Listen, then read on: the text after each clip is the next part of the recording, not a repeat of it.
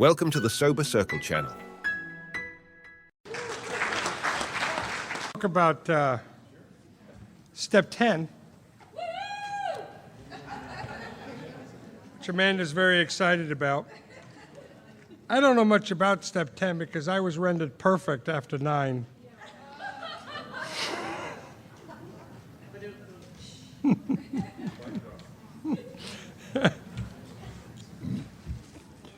So page 84,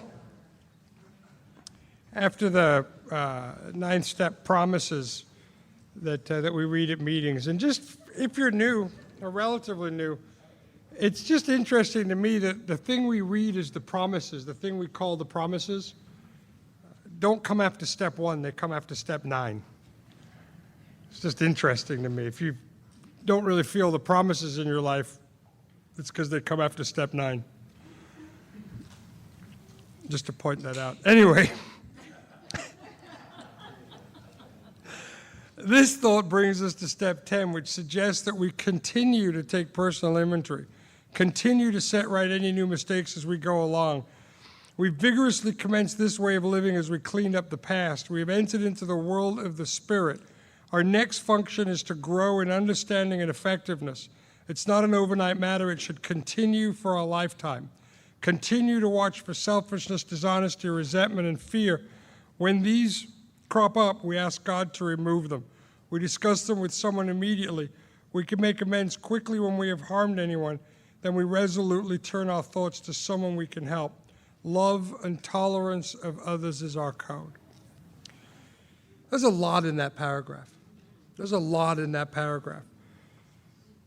One of the biggest words in that paragraph, I think, is when.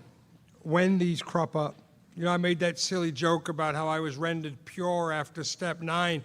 But there is this feeling that by now I should be better and that, I understand I need a thing in place if I get resentful or dishonest or self-seeking or afraid. In the unlikely event that. I told my wife one time, I said, she's in the program, she's new. She's 4 months less sober than I am. She's new. Next month I'll be 22, and until December, she'll be my little newcomer when she turns 22. But I tell her all the time, I go, honey, I've learned one thing in AA, it's that selfishness and self-centeredness is the root of my troubles. Your selfishness and your self-centeredness. When these crop up. I am, as we talked about in step 6, I'm a broken person by design. I'm not supposed to be perfect. I'm a human being having a human experience. And my humanness means that I am going to have selfish, dishonest, self-seeking behavior driven by fear. The good thing about Alcoholics Anonymous is that we have a process by which we can take action that will allow us to survive our own humanity. I've been going through some things this last year in my business life and in my personal life that if Step 10 did not exist, I would not have been able to survive. I hope that through continued work in Step 10, that I will survive these things. I believe I will. I believe that Alcoholics Anonymous absolutely works in all circumstances. But the thing that I have to be willing to do is the thing that it says in 4 different places in that short paragraph, that I have to be willing to continue this way of life, that I have to be willing to continue to look for God. I have to be willing to continue to look for my own mistakes.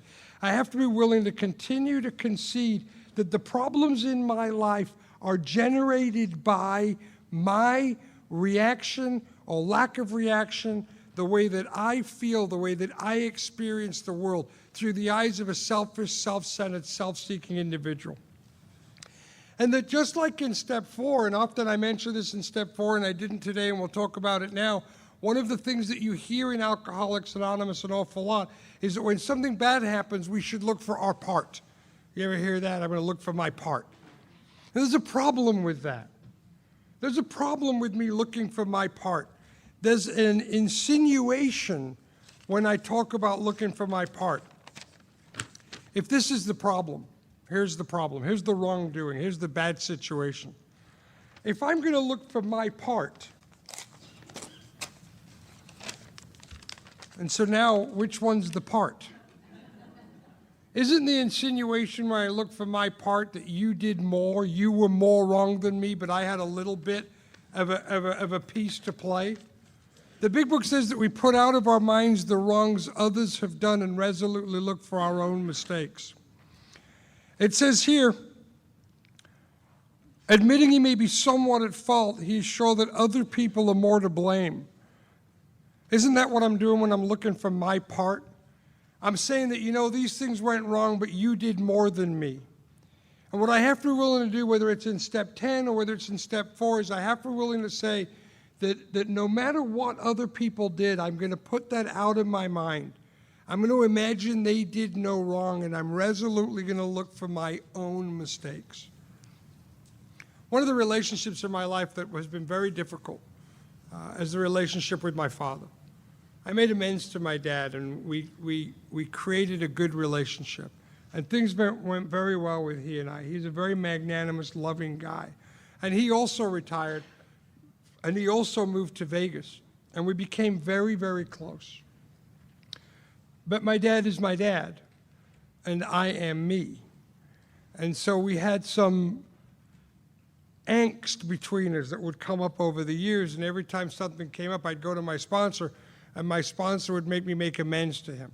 And it started to wear a little thin. It started to wear a little thin, like, how come I'm always the one that's got to make amends? Why isn't it at some point I can't sit back and I'm willing to say that I got a big piece of this, that I have a part in this. I'm willing to say that. But can we agree that my dad's kind of screwed up too? How about on this one, Spons? How about on this one, I made amends the last 5 times. How about on this one, we just sit and see whether or not he's going to make amends? Let's give him the opportunity for spiritual growth. It doesn't seem fair that I'm stealing all of the opportunities to grow. He might want to develop too. My sponsor would say mean stuff to me like, Sheldon, how long you been in AA? And at the time, probably about 14, 15 years, 14, 15 years, 14, 15 years, 14, 15 years you've been in AA. Yep, 14, 15 years. You've been trying to become a good, kind, caring, honest man with integrity, a forgiving, loving human being, yet working on it pretty hard. How often? Oh, most days, I try and pray and meditate every day. We'll talk about the word try and pray and meditate in the next session, but I try and pray and meditate every day, go to meetings most days, talk to you most days, talk to the guys I sponsor most days, and I'm pretty active. I do quite a lot of stuff. I'm really doing the best I can. You're doing the best you can. 15 years. Everyday activity in Alcoholics Anonymous. Yes, and you're still a screw-up. Yes. How much time has your dad spent in spiritual development? None. It's not his thing. He's not an alcoholic, doesn't need to go to AA, never worked the 12 steps. But you expect him to be spiritually more developed than you after 15 years of, I know you're a slow learner, Sheldon. But after 15 years, you should be at least where most people are at 15 months. You'd think you'd have grown a little bit in that time. Well, then it happened. The big thing happened. My dad went back to England and met a girl while he was there, a girl he'd known 40 years before, and they fell instantly in love. My dad came back to Las Vegas and said, I'm leaving, kid, I'm going back to England, going to go make a life with this woman. My son was 4 years old at the time. And my son was in love with his grandpa. He called him Umpapa. Right? Who knows where he got that from? That's what he, Umpapa, called him Umpapa. I was in love with him. They'd play on the floor together, and it was just amazing to watch. Well, now my dad's leaving my 4-year-old son, just like he left me when I was 2. Right? He's going to ruin my son's life. He's doing it again. See, this is what he does. He's doing it again. On his way out the door, him and I owned some property together. We sold the property. I paid him for the property. I didn't do a title search. Why would you do a title search? It's my dad. That's why you do a title search. Because it's your dad. And he just neglected to tell me of some liens that he had put on the property to the tune of about $40,000. So now you can mess with me and you can abandon me for the second or third time in my life. You can hurt my son. You can abandon him just like you did me when I was 2. You can break my wife's heart like you did when he left. But screw with my money. That's a whole nother level, right? That's a whole, to the tune of 40, that's a whole nother level. So I hate him. I hate him. And I go to my sponsor and I'm screaming at my sponsor. And I don't scream at my sponsor, but I'm screaming, spit's coming out of my mouth. I'm so angry. And I'm telling him, this is your fault. This is your fault. You made me make amends to him. You made me bring him closer into my life. You made me get entangled with him. You owe me the 40 grand.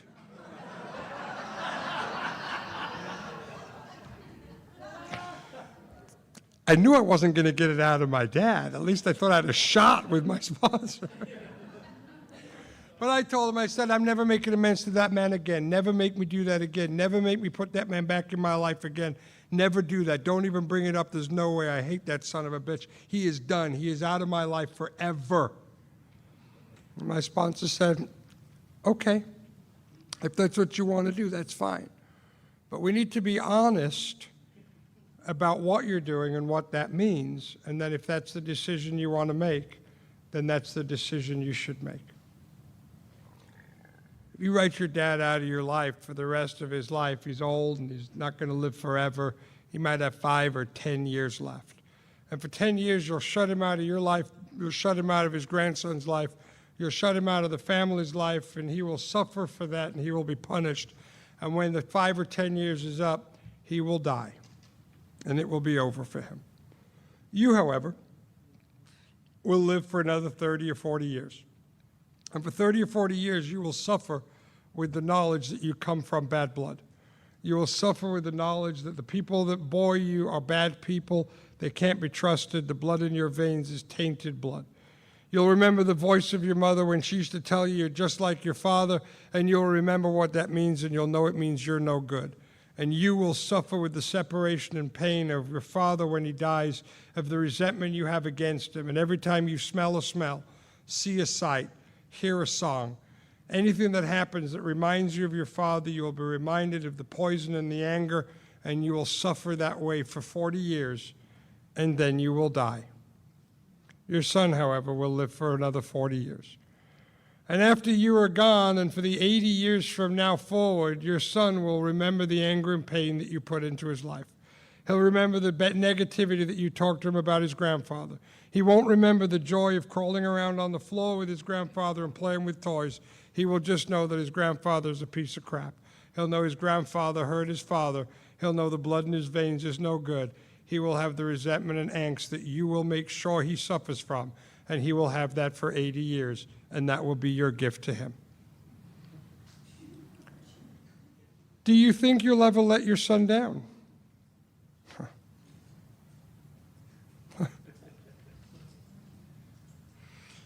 Not on purpose. But we got a lot of living to do, me and him. And I'm a flawed individual.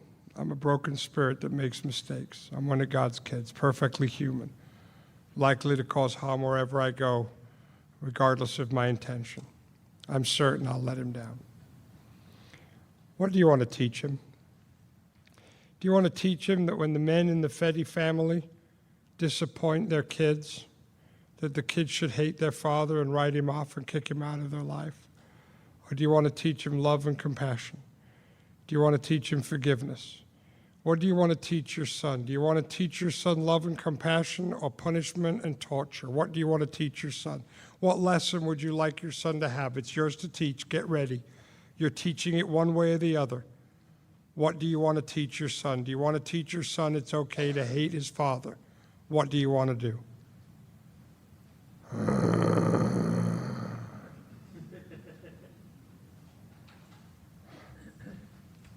I got to make amends to my dad. I don't know how. I don't know where to begin. I didn't do anything wrong this time. I get the phone call. My dad's got to have a surgery.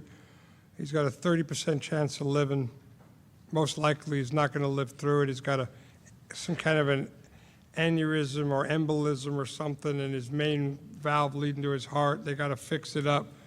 If it bursts before the surgery, he's dead. If the surgery goes wrong, he's dead. There's a small chance he'll live.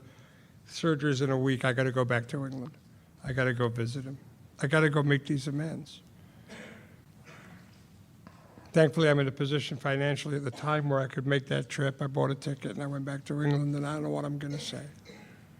I don't know what I'm going to say. On the flight on the way over, I'm praying and I'm meditating and I'm thinking about what I'm going to say, and it comes to me. And I get in front of my dad and I tell him, Pops, before you go into the surgery, we got to talk. I said, I want you to know, Dad, that I'm really grateful that you're my father. And he looked at me confused. He goes, I'm a lousy dad. And the truth is that he was. And he's a smart guy, and he knew that. But if he was delusional, if he didn't know he was a lousy dad, I had told him numerous times in his face, leaving little spit on the end of his nose. You're a lousy goddamn father. I told him. He knew what I thought. He said, I'm a lousy dad. I said, Pops, that's not what I mean. I don't want to talk about the past. I just want you to know that because you're my father, because your blood is in my veins, I have some gifts that I am grateful for. I said, Pops, people tell me I'm funny. You know, Mom, not so funny. My sense of humor is because you're my father. It is because I am like you that I have a great sense of humor and a good outlook on life. When I was 16 years old, he taught me my trade. He taught me how to be a salesman. Side by side at swap meets and county fairs, he taught me how to be a salesman. He gave me that gift. And that gift is also a gift of his DNA. He was a great salesman. Because I am like him, I've been able to afford a wonderful standard of living for me and my family, and that is a gift of his. I said, Dad, the bottom line is that I like who I am today. And who I am is your son, and I am grateful I'm your son. I want you to know that regardless of everything that has happened, I want you to know that I'm proud that you're my dad, and I'm proud that I'm your son. And he put his head down, and when he brought his head back up, he was crying. And I remember thinking to myself, you done good, kid. Can't wait to get back and tell Bob how another amends went well. But then, through my dad's tears, he says, you know, kid, you know I'm dying. And I don't know what happens next. This surgery goes well. It's going to prolong it a year or two. There's not much more to go. And I don't know what happens next. I don't know if the lights go out and it's over. I don't know if I go to some kind of a judgment day. I don't know if I go right to hell. I don't know if I get another shot in some kind of reincarnation at this world. I don't know what happens next. But he said, if I get to be reincarnated and I get another shot at life, I hope I can come back as the kind of man I've watched you grow into in Alcoholics Anonymous.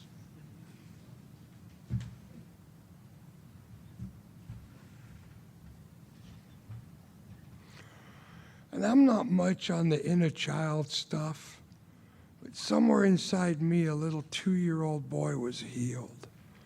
Somewhere inside of me, this kid that just wanted daddy's approval and never thought he could ever have it was given it. I thought I was going to England to see my dad to make amends for him. I didn't know that I was going to receive the best gift that I could receive. Over the next year and a half, my wife and son and I made 4 trips to England to make sure we could spend time with him. When he died, I was alone with him in the room, holding his hand when he took his last breath. And I understood, and I loved. And today, when I think of my dad, I think of great joy. When I think of my dad, I think of this imperfect, mixed up, muddled up dude that was trying to do his best and just trying to get what we all want, a little joy, a little happiness in this world. I love my dad. Now, I'm no fool. I know that if my dad hadn't have died and we'd had several more years on this planet together, I'd have said something or he'd have said something. I'd have done something or he'd have done something. And if I was lucky, there'd have been more amends that needed to be made. But I learned something. I learned something that if I got one message, it's this. Protect and defend the upswings in the relationships that you have. If you've got family members in your life that right now you're not always been close to, but you're close to them right now, take every action you can to defend that upswing. And if you're in a downswing with a family member, someone you're not talking to, someone you're angry at, you're the one in AA. You're the one with the program. Find your way back to them. Fight your way out of the downswing. Forgive, love, let go, release. Find a way to, it might be hard. It might hurt you, but you're in AA. It's what we do. Anything other than that ain't AA. I don't know what it is, but it ain't AA. Because our goal and our job and our desire and our mission through Step 10 is to reduce the separation between us and the people in our lives, to create love and kindness and tolerance and forgiveness. I don't want you to, as I sit down from this session, I don't want you to think for a minute I do this perfectly. This is a principle which I cannot do perfectly all the time, but I claim progress towards. If you follow me around, you will watch me behave other than what I just talked about, right? I want you to know that. I'm not preaching here. I want you to know that I have a goal and I want to share that goal with you, and if you desire for that to be your goal too, I welcome you to share that goal with me. But let's fight for the upswings in our relationships. Let's fight out of the downswings in our relationships. Let's protect the love in our life. And let's be grateful that Step 10 is the tool that we are given to allow that to happen. To quote the late great Sandy Beach, AA really comes down to just a couple of things. When something goes wrong in your life that you're not happy or comfortable with, you get a resentment, you get angry, you get afraid, you got separation. You just got to ask yourself a question. Is it their fault or is it my fault? Is it their fault or is it my fault? If it's their fault, forgive them. If it's my fault, apologize. You'll usually find it's a little bit of both. But just do the forgiving, do the apologizing, and find your way back to the love.